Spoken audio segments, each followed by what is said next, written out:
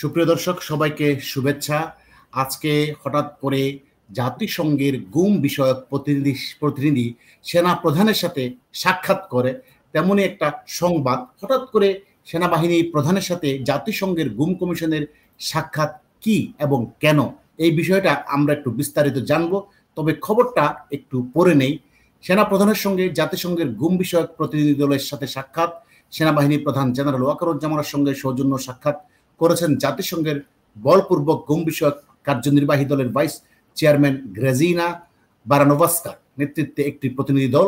সোমবার 6 জুন সেনা সদর দপ্তরে তাদের সাক্ষাৎ হয় বলে আন্তঃবাহিনী জনসংযোগ অধিদপ্তর আইএসপিআর এই বিজ্ঞপ্তিতে জানানো হয়। বিজ্ঞপ্তিতে বলা হয়, গ্রেজিনা বারানোভাস্কা বিভিন্ন সংস্থার যেমন র্যাব, ডিজিএফআই, বিজিবি অতীতে কর্মরত কিছু সেনা সদস্যের উত্থাপিত অভিযোগ নিয়ে উদ্বেগ প্রকাশ করেন। জবাবে সেনাপ্রধান জানান, এই ধরনের সেনা সদস্যরা সংশ্লিষ্ট সংস্থার অধীনে নিয়ন্ত্রণাধীন থেকেও দায়িত্ব পালন করে। তিনি আরো বলেন, বাংলাদেশ সেনাবাহিনী বিচার প্রক্রিয়া, মানবাধিকার রক্ষায় প্রতিশ্রুতিবদ্ধ এবং জাতীয় আন্তর্জাতিক তদন্ত প্রক্রিয়ায় সর্বাত্মক সহযোগিতা করে যাচ্ছে। একটা বিষয় আপনাদেরকে বলে রাখি, সেটা হলো জাতিসংঘ যখন আওয়ামী লীগ সরকারের সময়ে 15 আগস্ট পর্যন্ত যে প্রতিবেদন প্রকাশ করা হয়েছিল, সেটা নিয়ে নানান মহল থেকে বিভিন্ন ধরনের প্রশ্ন উত্থাপিত হয়। সেখানে সেনাবাহিনী ক্লিয়ার করে জানিয়েছিল যে জাতিসংঘের প্রতিনিধি দল, অর্থাৎ তদন্ত প্রতিনিধি দল আমাদের সাথে কোনো ধরনের যোগাযোগ করেনি, কথাও বলেনি। কিন্তু তারা আমাদের সাথে কথা না বলে, যোগাযোগ না করে তারা নিজেদের মতো করে একটা প্রতিবেদন দাখিল করে, ফলে সেটা দেশের বিভিন্ন মহলে এবং আন্তর্জাতিক মহলে গ্রহণযোগ্যতা হারিয়েছে এবং জাতিসংঘ সে বিষয়ে পরবর্তীতে কন্ডেম করতে পারেনি যে তাদের প্রতিবেদন নিরপেক্ষ ছিল এবং পক্ষপাত পুষ্ট ছিল না। সেটা কিন্তু তারা কোনো ধরনের বিবৃতি দিয়ে প্রকাশ করতে পারেনি বিভিন্ন মহলের পক্ষ থেকে প্রশ্ন আসার পরেও। তো এই কারণেই মূলত একটা বিশেষজ্ঞ মহল মনে করছে এটা একটা কারণ যে জাতিসংঘ আবারও সেই প্রতিবেদনটাকে রিভিউ করার জন্য গুম কমিশন সম্পর্কে, অর্থাৎ অতীতে যারা গুম হয়েছে সেই বিষয়গুলো সেনাবাহিনীর স্পষ্ট বক্তব্য এবং সেই বক্তব্য নিয়ে এবং জামাত শিবিরের সভাপতির সাথে যে বক্তব্য, সেখানে কোনো গরমিল আছে কিনা সেগুলো তারা আবার খতিয়ে দেখবে। কারণ জাতিসংঘের কাছে বিভিন্ন সংস্থা, মানবাধিকার সংস্থাগুলো আবেদন করেছে তাদের সরবরাহকৃত প্রতিবেদনের নিরপেক্ষতা নিয়ে। ফলে জাতিসংঘ এই উদ্যোগটা নিয়েছে বলে অনেক বিশেষজ্ঞ মহল মনে করছে। আবার কিছু বিশেষজ্ঞ মহল মনে করছে যে বর্তমান ইউনূস যে ধরনের ফ্যাসিজম আচরণ করছে, ট্রু ফ্যাসিস্টের মতো আচরণ করছে, মানুষকে বন্দী করছে এবং মানুষকে গুম করে ফেলছে, সে অভিযোগও ইউনূসের বিরুদ্ধে উত্থাপিত হয়েছে। এবং সেই মানবাধিকার প্রশ্নগুলো নিয়েও সেনা প্রধানের সাথে তার বক্তব্য কি, তার মতামত কি, তারা এই ধরনের কাজে ইউনূসের অবৈধ কাজের সাথে তারা জড়িত আছে কিনা বা কোনো এজেন্সি জড়িত আছে কিনা, সেই বিষয়েও জানার জন্য এরকম একটা সাক্ষাৎ হওয়ার আশঙ্কা আছে বলে অনেক বিশেষজ্ঞ মনে করছেন। তো আমার সাথে যুক্ত আছেন অভিজ্ঞ সাংবাদিক জনাব আতার হাওলাদার। আমি আপনার কাছে জানতে চাইব, হঠাৎ করে এতদিন পরে এসে জাতিসংঘের এই গুম কমিশনের সেনা প্রধানের সাথে সাক্ষাতের সম্ভাব্য কারণ কি হতে পারে?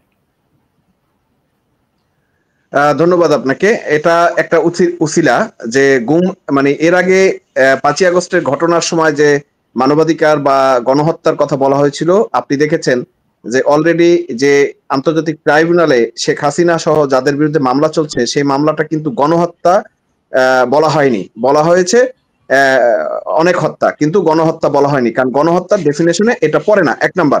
2 নম্বর হচ্ছে জাতিসংঘের যে রিপোর্ট আগে যেটা ভলকার তুক দিয়েছে, সেই রিপোর্টটা নিয়ে কিন্তু ব্যাপক সমালোচনা হয়েছে, কারণ সেই রিপোর্টটা কিন্তু টোটালি ঢাকা ইউনিভার্সিটি শিবিরের যে সভাপতি সাদেক কাইম, সে কিন্তু নিজে ওটাকে থেকে তার মতো করে লিখে দিয়েছে এবং সেটাই তারা প্রকাশ করেছে ইউনূসের চাপে।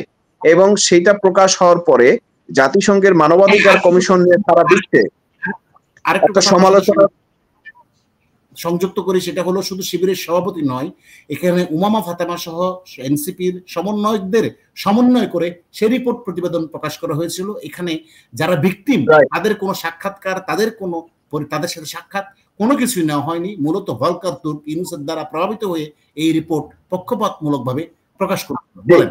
তারপর এটার সাথে আরো একটা বিষয় আছে, সেটা হচ্ছে যে যারা নিহত হয়েছে বা যারা আহত হয়েছে, পোস্টমর্টেম রিপোর্ট বলেন বা কোনো ভিসেরা রিপোর্ট বলেন বা কোনো ধরনের ফরেনসিক রিপোর্ট বলেন, সেই ধরনের কোনো রিপোর্ট কিন্তু এখানে দাখিল করা হয় না যে কোন ভাবে কিভাবে একটা ছেলে মারা গেল বা একটা শিশু মারা গেল।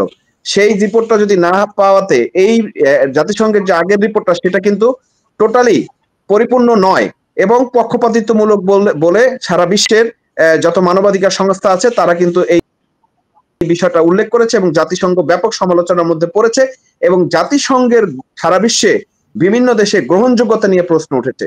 সেই কারণে টেকনিক্যালি এখন গুমের বিষয়ের একটা সাবজেক্ট নিয়ে তারা সেনাপ্রধান এবং সেনাবাহিনীর আপনি এর আগেও রিপোর্ট করেছে, বলেছে যে এর আগে এই মানবাধিকার কমিশন যে রিপোর্ট করেছে সেখানে সেনাবাহিনীর কোনো কনসার্ন নেওয়া হয়নি। সুতরাং সেইটাকে মিট করার জন্য টেকনিক্যালি তারা হয়তোবা সেনাপ্রধানের সাথে অন্য একটা গুমের বিষয় নিয়ে কথা বলতে আসছে। আমি জানি না জাতিসংঘর মানবাধিকার কমিশন এরপর নিরপেক্ষ রিপোর্ট দিবে কিনা, আমার সেটা নিয়ে ডাউট আছে। কারণ জাতিসংঘের মানবাধিকার কমিশন ইউনুসের পক্ষে পক্ষপাতিত্ব করতেছে, এই কারণে যে সেটা আমেরিকা বা ইউএস এর দালালি হিসাবে তারা এই কাজটা করছে। কারণ ইউনুস ইউএস এর এবং জাতিসংঘের এজেন্ডা বাস্তবায়ন করার জন্য আসছে, সেই জন্য পক্ষপাতিত্বমূলক ভাবেই দিবে। কিন্তু সেনাবাহিনী যাতে কোনো ধরনের অবজেকশন না দিতে পারে সেই জিনিসগুলো মিট করার একটা টেকনিক বা চেষ্টা আছে, করছে বলে আমার মনে হচ্ছে।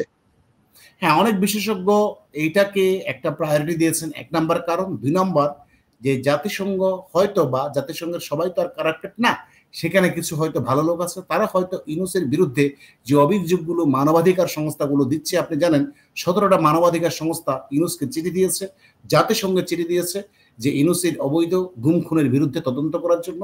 সেটাও একটা সম্ভাব্য কারণ হতে পারে।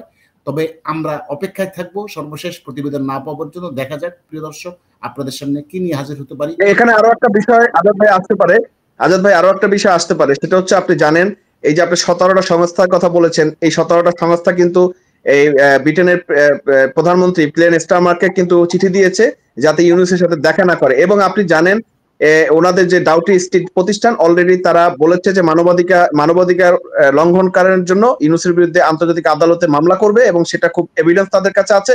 সুতরাং সেক্ষেত্রে জাতিসংঘ এই যে রিপোর্টটা, সেই রিপোর্টটা টোটালি মানুষের কাছে পক্ষপাতিত্বমূলক, এটা কিন্তু প্রকাশ পেয়ে যাবে। সেখান থেকে হয়তো বাঁচার জন্য হলেও এমন হতে পারে যে তারা এখন ভোল পাল্টানোর জন্য বা তারা বাঁচার জন্য সেনাপ্রধানের সাথে এসে দেখা করছে। হ্যাঁ, এটা একটা সুন্দর, আপনি যথার্থ যৌক্তিক কথা বলেছেন যে জাতিসংঘেরও একটা পিঠ বাঁচানোর ব্যাপার থাকে। আন্তর্জাতিক আদালতে যাবে ডাউটি স্ট্রিট চেম্বার, সেটা তারা ঘোষণা দিয়েছে ওয়েবসাইটে। সুতরাং সেখানে অবশ্যই জাতিসংঘের এই রিপোর্টটা উত্থাপিত হবে। সেখানে যখন দেখবে অসংলগ্ন রিপোর্ট, তখন কিন্তু আন্তর্জাতিক আদালত থেকে সেটাকে চ্যালেঞ্জ করা হবে, তখন কিন্তু জাতিসংঘ আর পিঠ বাঁচাতে পারবে না। সেটাকে হয়তো মিটিগেট করার জন্য এই সাক্ষাৎ করে একটা ধামাচাপা দেওয়ার জন্য একটা আপাতত প্রচেষ্টা হতে পারে বলে বিশেষজ্ঞরা মনে করছেন। তো দেখা যাক শেষ পর্যন্ত কি হয়। ধন্যবাদ আতার হালদার, ধন্যবাদ প্রিয় দর্শক আপনাদেরকে সাথে থাকার।